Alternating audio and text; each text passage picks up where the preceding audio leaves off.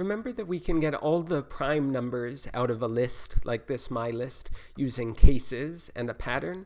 So I can do that by saying, let's find all things in my list. Okay, this is a pattern, call it X, such that X is prime. And that extracted the prime numbers out of my list. And both for practice and to see how position works a little bit differently from how you might expect, let's try to also extract this list of prime numbers out of my list using position. So let's first remember how position works. So instead of finding the prime numbers and listing the prime numbers, it's finding the prime numbers and listing their positions. So there's a prime number in position 1, position 3, 4, and 5. Okay, so that's what this is telling me. And let's name this P for position. And so how can we turn that into the list that we got for cases? So you might try MyList double brackets P. Okay, but unfortunately that doesn't work. Well, let's try a little bit harder. What if we say, let's take table, MyList double bracket I, and now I'm going to use the second type of iterator for all I in this position list. So I is first going to be 1, and then 3, and then 4, and then 5. And then I'm taking MyList I, MyList 1, MyList 3, and so on. So let's see if this works. Well, I'd say that mostly works, but let me compare how this is different from what happened with cases. So what's the difference? Well, in this position one, there are these extra curly braces around all of the numbers. And what's the reason for that? Well, I'm not doing MyList double brackets 1, despite what I might have said a minute ago. I'm doing MyList double brackets braces 1. Okay, so if I do MyList double brackets 1, okay, I get 3. Good. But if I do MyList double brackets braces 1, okay, which is going to be the first value of I when it runs through this iterator for P, okay, then I get something a little different. Then these curly braces show up around the number that was in the first position. So how can I get around that? Well, and all of the problem is being caused by these curly braces here. So one way to get it is, remember how flatten works.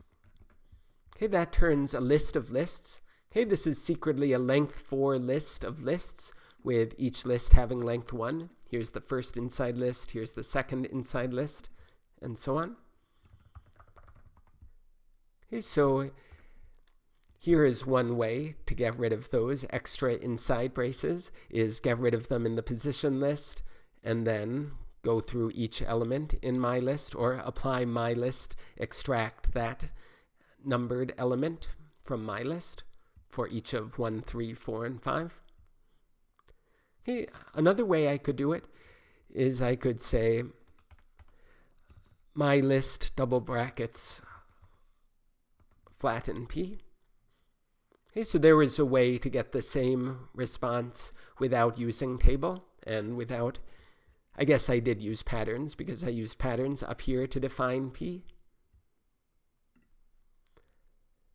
So you're probably wondering, what's the point of these extra braces? Like they have not helped us with anything. They've only made things a little less natural by putting these extra braces around the numbers. When I, like A, it made it not work when I did MyList double bracket P, and B, when I iterated over the table, over MyList using table, I got these extra curly braces inside back before I put flatten here. So what is the benefit in position of having these curly braces? Well, let me show you. What happens if my list, instead of being a list of numbers, what happens if it's a list of lists? Okay, so I've redefined it now. And just as an example, now the length is 2. Here's the first element. Here's the second element. And so what happens now if I do this position command to the new mylist? Let's see. So here it turns out these extra inside braces are helping us a lot, because what this is saying is there's a prime number in position 1, 1, in position 1, 3. Okay, first element in my list, third element in that. Second element in my list, first element in that. And now what happens if I do my list bracket bracket p? Is this going to work? No, it doesn't. So what can we do instead? What if I want to get these prime numbers out of this list of lists here? Well, here's one way to do it. I can use another function, another built-in function in Mathematica that's called extract. And I say extract from my list the things specified by position p. And that gets us back to our original list.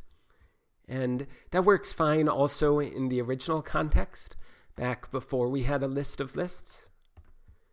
Okay, so I've redefined my list back to the original. Okay, and now we have this weird list of lists where each of the inside lists has length 1. And now if I do extract, okay, I get the exact same thing.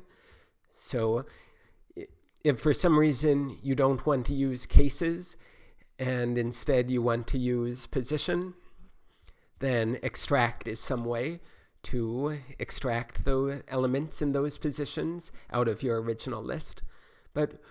And why wouldn't you just use cases? So let's go back to this list of lists.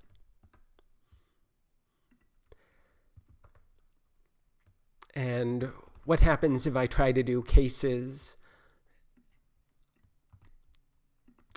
of my list of all x such that x is prime?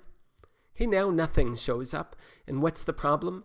Well, in cases, what it does is it first checks the first element in the list, and it asks, is that prime? Then it checks the second element in the list. It checks, is that prime? And in both cases, answer shows up no. So let me show you an example where it would work. Say I do cases my list. So I usually call it x, but let's call it something else just for fun. Let's call it like y. So let's find all things in my list, call it y, such that total of y is bigger than 30. And I'm not totally sure if this is going to work without putting this in parentheses. So just to be extra safe, let me put this into parentheses. So this is all things such that the total value is bigger than 30. And what does total mean? It just means add up the numbers. Okay, and here it went through the first thing in the list, totaled it up, got a number less than or equal to 30. So it didn't put it into the list. Then it went through the second thing in the list, totaled it up, did get a number bigger than 30, so it put it into the list. So there was an example that cases did work using this list of lists as our input.